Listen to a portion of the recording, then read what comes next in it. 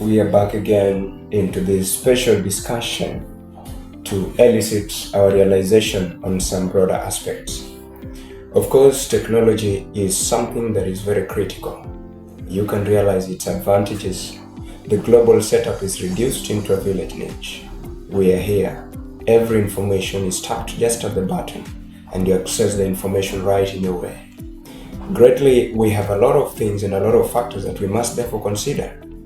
As technology is getting to advance each and every time, what then do we have to offer in a very specialized field such as education? Now that we have the fact to consider about education is a very significant factor. Of course, education is where every intellectual ability is defined.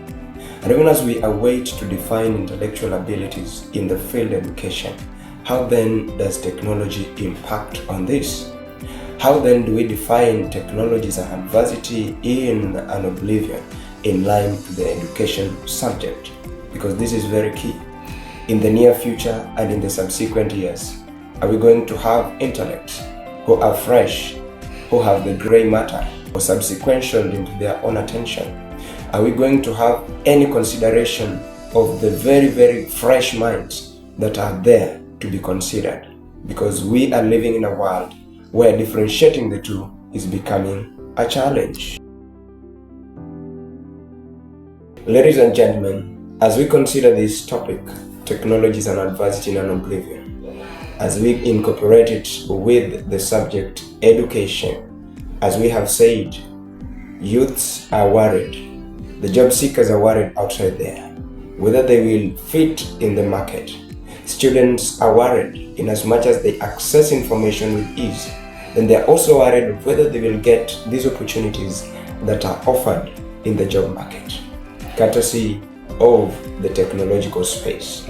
Do we therefore say that very soon in the near years, in the near future, and in the very, very future that we are awaiting, that these very fresh minds will be considered? Are we having a yardstick that we are going to use to differentiate fresh minds or technological space from that which we are offering on board? What then will be the intellectual developments that we will have amidst the escalating technological factors? What then are we going to have for human development, having all these incorporations with the AI, artificial intelligence measures, automation, and all the self-realization measures that they are putting on board in order to embrace this technological space? Are we therefore safe when this comes on board? Is the education sector safe?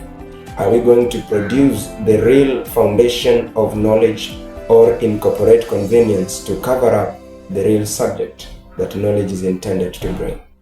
Are we therefore going to generate ourselves in the foundational aspect that was intended for the incorporation of education? Are we going to bring every measure any significance? Is critical thinking going to be a factor of consideration as we enjoy the amicable advantages that technology brings?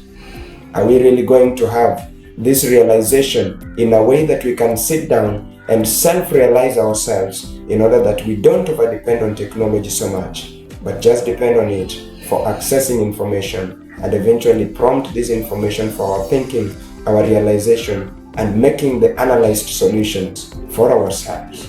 When we reach there, then technology will be a very good tool to use. But when we depend on it for doing everything for us, that overdependence is now the adversity we are talking about, because it renders us useless, and even on the simple concepts, we cannot think. Do we therefore see technology an adversity in an oblivion, overdependence, killing critical thinking, killing self-realization, killing creativity, killing innovation, killing the mind of our human, that they cannot think beyond what a machine can offer? This exactly is what we are addressing.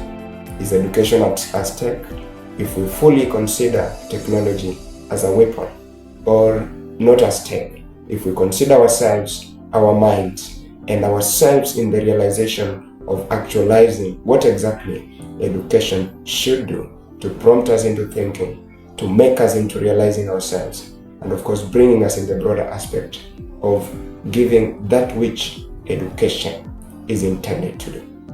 This exactly is what we are therefore to check into. This education. The foundation of education is meant to steer thinking, is meant to invigorate our capacities in thinking, is meant to provoke the wit of gray matter into visible intellectual abilities. When we achieve this by using technology, then simply technology will have helped us to think, not helped us to make decisions, because this could be a very dangerous phenomenon in the technological adversities. Let us therefore check into this, consider this, and have it totally dealt with, because when we do, we will have solved the foundation, the real intent, the real purpose, and the real motive for beginning and introducing education. Fellow listeners, fellow fans, and my fellow people, if we really don't pay attention to technology, even incorporating it in education will still be nothing, because its main intent will totally fail to be attained. Let's check into this and let us see what we can do in order to bring it live. Depending on it, over depending on it is dangerous. But depending on it for just prompting you thinking, giving you an idea, could be a very good thing to do with technology, because this is what it is meant to do.